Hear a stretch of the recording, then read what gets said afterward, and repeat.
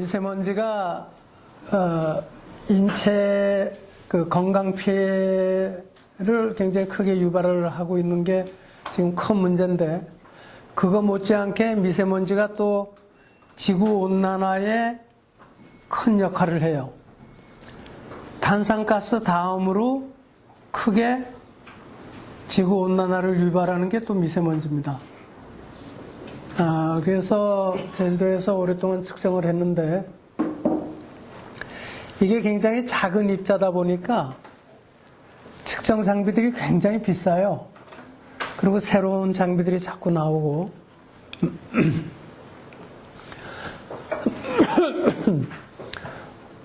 우리가 여기서 얘기하고자 하는 미세먼지는 뭐냐면, 보통 그 마이크로메타로 크기를 얘기하는데, 마이크로라는 거는 100만 분의 1을 뜻하고요. 우리가 밀리언 하면 100만을 얘기하죠. 마이크로는 100만 분의 1입니다. 그 다음에 요즘 많이 쓰는 나노라는 거는 그 마이크로의 마이크로의 1000분의 1이에요. 그래서 10억 분의 1이 됩니다. 나노미터라는 거는 10억 분의 1메타고, 마이크로메타는 100만 분의 1메타예요. 그럼 100만 분의 1메타면 그거를 마이크론이라고도 하는데, 1마이크로미터는 우리 눈에 보이지 않는 크기고요. 낮에 이 햇빛이 이렇게 창으로 들어올 때 먼지들이 반짝반짝거리죠? 그게 이제 에어로솔 미세먼지들인데, 그렇게 해서 햇빛에 산란될 때 우리가 볼 수가 있어요. 여기서는 안 보이죠?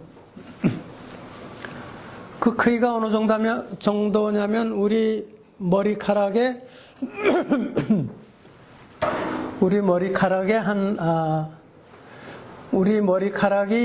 보통 한 70 마이크로메타 또는 80 마이크로메타쯤 돼요.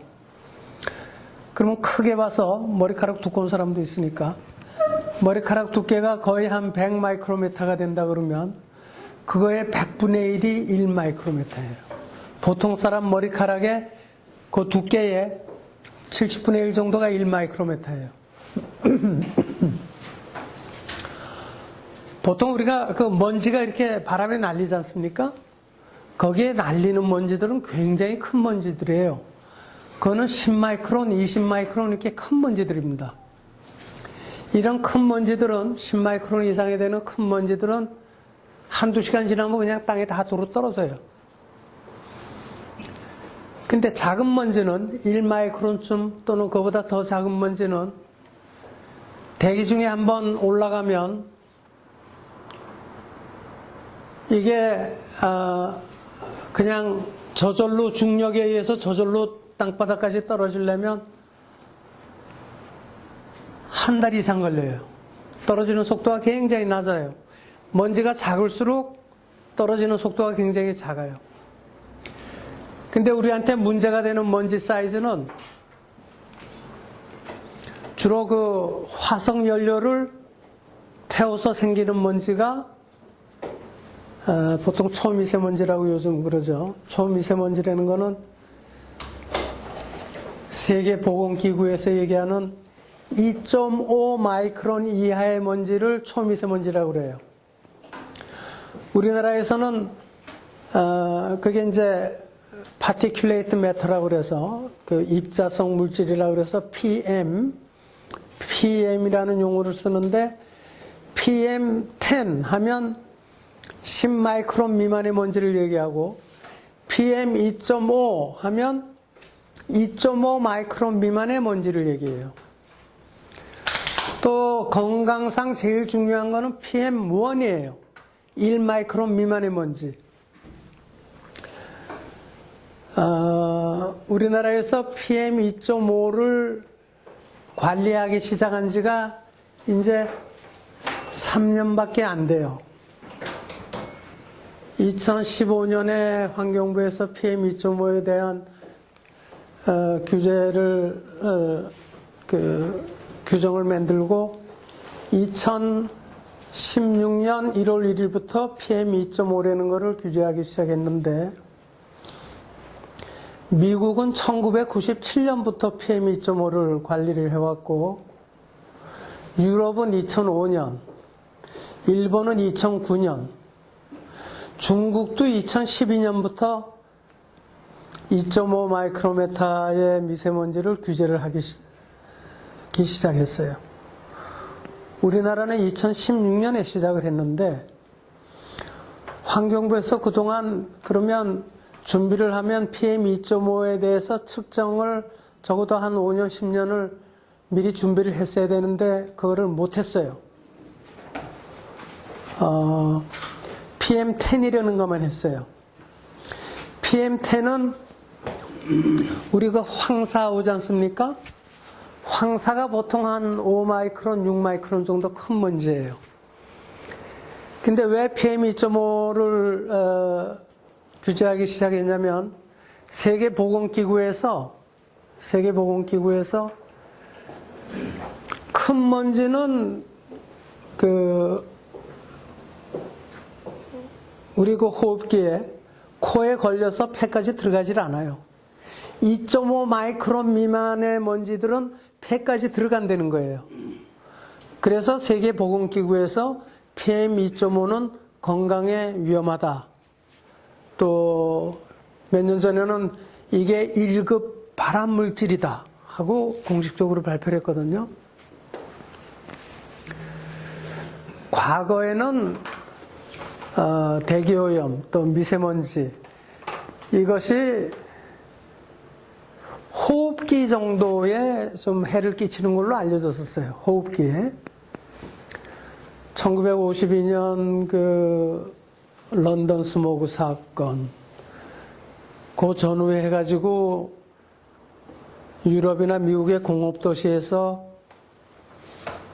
이 스모그가 심할 때 사람들이 죽는 사고들이 발생을 해서 소위 대기오염 물질이 문제가 됐는데 그게 지금 우리가 2020년이 다 가니까 1960년을 기준으로 하면 한 80년의 역사가 지나간 거거든요. 처음에는 그게 왜 사람들이 죽어가는 줄 몰랐는데 연구조사를 해보니까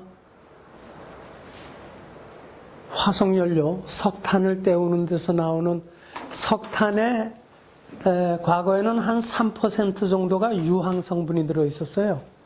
그러면 석탄을 태우면 거기서 유황이 날아가잖아요. 그러면 산소하고 결합을 해서 이산화황 가스가 돼요. 이게 이산화황이 그 물에 잘 녹아요. 대기 중에 안개 같은 게 있으면 안개하고 흡수가 돼가지고 H2SO4 황산이 돼요. 황산. 이 황산 입자가 인체에 들어가니까 이게 병을 유발하는 거죠. 그래서 처음에는 그 먼지하고 그 황 이게 처음엔 굉장히 문제가 됐었어요. 그런데 자꾸 이렇게 해서 처음에는 그 인체에 해로운 그 대기오염 물질을 이산화황, 이산화질소, 그 다음에 일산화탄소, 우리 옛날에 연탄가스죠. 석탄을 떼우면 거기에 C, 탄소가 많이 들어있으니까 탄소가 완전히 연소되면 탄산가스가 되는 거고 CO2가 되고 불완전 연소하면 산소가 부족하니까 CO가 돼요. 그러면 이제 일산화탄소죠. 일산화탄소는 우리 인체에 이제 혈관에 들어가면 우리 인체에서 그 헤모글로빈이라는 게 산소를 계속 공급을 하거든요. 뇌에다 산소를 공급을 해서 뇌가 활동을 하게 해주는데 일산화탄소가 들어가면 일산화탄소는 CO 탄산가스로 가기 전에 O가 하나 부족한 상태이기 때문에 산소를 어디선지 자꾸 뺏어와서 CO2가 되려고 그래요. 그럼 우리 인체에 들어가면 이놈이 일산화탄소가 산소를 뺏어가기 때문에 헤모글로빈이 산소를 제대로 공부를 못해요, 뇌에. 그러니까 뇌에 산소가 부족하니까 머리가 아프고 그게 지나치면 사망에 이르는, 그게 우리가 1980년대까지 연탄가스로 겨울에 죽는 사람들이 많았어요. 날씨가 좀 나쁘고 이 굴뚝으로 연기가 잘 안 빠지면 뭐 온돌, 이런 장판 온돌 방에 연탄들을 뗐으니까. 그래서 우리가 1988년 올림픽 할 때 수도권에서는 올림픽에 대비하느라고 연탄을 사용을 못하게 했어요. 그런데 이게 이제 자꾸 과학이 발달하면서 이제 그 원인을 밝히고 또 인체에 어떤 피해를 끼치는지 이런 것들이 자꾸 밝혀지다 보니까 처음에는 먼지는 전체 떠 있는 먼지를 다 계산했어요. 총부유 먼지 해가지고 그 크기에 상관없이 전체를 다 했는데, 우리나라도 환경청이 1980년도에 생겼죠. 80년도, 81년도 그때 생겼는데 처음에는 총부유먼지를 규제를 했어요. 공장에서 나오는 거를 못 나오게 제어 장치를 해가지고 시설을 해가지고 막았어요. 근데 이제 세계보건기구에서 그러다가 이제 1990, 제 기억에 95년부터 했는데 PM10으로 큰 먼지는 인체에 별로 영향을 안 준다. 그래서 PM10 10마이크론 미만의 먼지를 규제하기 시작했어요. 그게 1995년도부터예요. 그리고 20년이 지나서 2016년부터 PM2.5를 규제하기 시작했어요. 그 사이에 많은 이제 일들이 생겼는데, 최근에 몇 년 사이에 우리가 굉장히 국민들이 미세먼지의 일종의 뭐 공포심에 가까운 그런 정보의 홍수 덕을 보는지 피해를 보는 건지 모르겠는데요. 언론의 특성이 그렇거든요. 언론의 특성이 뭔가 좀 사람이 제목만 또 보면 이거 뭐지 하고 눈이 확 가는 기사를 쓰잖아요, 언론이. 그러니까 요새는 미세먼지 기사가 어찌나 많은지 어디 가서 제가 강연하기가 굉장히 어려워요. 일반인들이 저만큼은 다 알아요, 이제. 언론을 통해서. 다만 그게 연결이 안 돼 있을 뿐이지 미세먼지 뭐가 문제라는지 다 아세요, 이제. 제일 두려운 게 건강이거든요. 과거에는 호흡기 질환 정도인 줄 알았는데 최근에, 그것도 몇 년 안 됐어요. 몇 년 사이에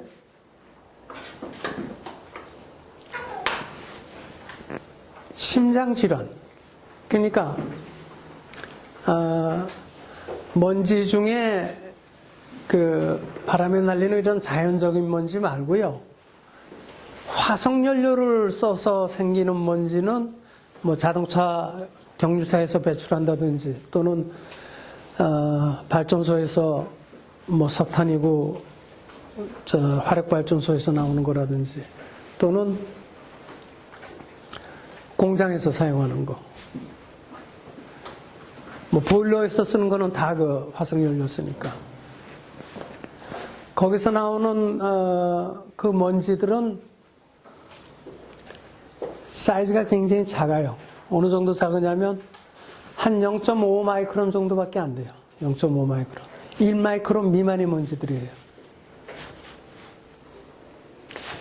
1 마이크론 미만의 먼지. 이 먼지들이 폐를 통해 들어가면 혈관으로 이게 따라 들어가요. 그럼 혈관에는 이게 화학물질들이거든요. 이물질이 들어오니까 그거하고 싸워가지고 소위 혈전들이 생겨요. 이 혈전이 머리에 박히면 뇌졸중, 이 신경 반쪽 마비되는 게 걸리는 거고요. 이게 심장 그 혈관에 심장 혈관이 이렇게 관상동맥이라고 그러죠. 이게 심장이 이렇게 있으면 관상동맥이 거기 이렇게 쌓아서 돌아 내려가거든요. 위에서부터.